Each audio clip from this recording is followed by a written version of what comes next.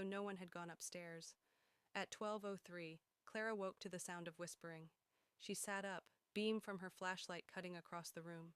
Everyone else was asleep, or pretending to be. The whispers came from the portrait. She stepped closer, breath shaking. The painted eyes of the Harrows shimmered wetly, like fresh oil paint.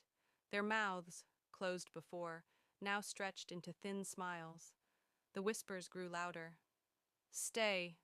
Behind her, floorboards groaned. She spun around. No one. When she turned back, the family's painted eyes were fixed on her. By 2 o'clock, no one could sleep. The noises were too constant. Footsteps, scratching, sometimes even laughter.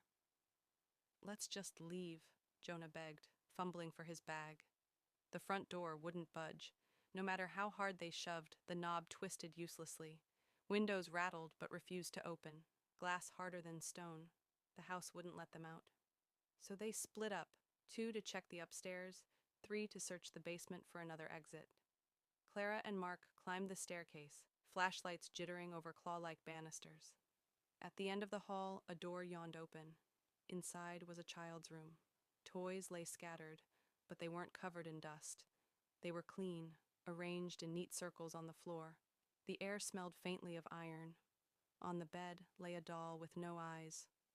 As Clara approached, the doll's mouth split into a grin, and a voice, high and childish, echoed through the room. "Want to play?" The toys moved, shifting across the floor on their own.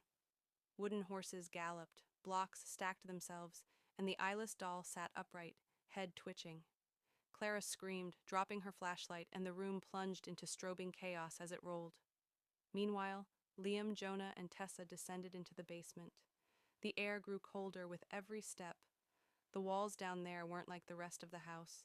They were raw stone, slick with moisture, as if they'd been carved out of the earth itself. In the corner stood a dining table set neatly for 4.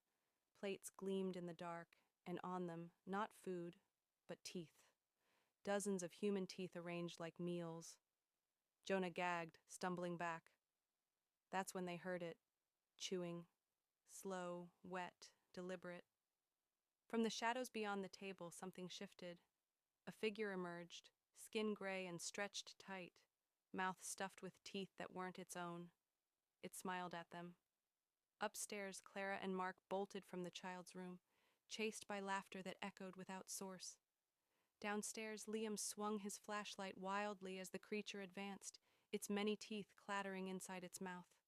The house shook, walls flexing like ribs. The portraits on the walls bled black liquid, eyes rolling in their socket,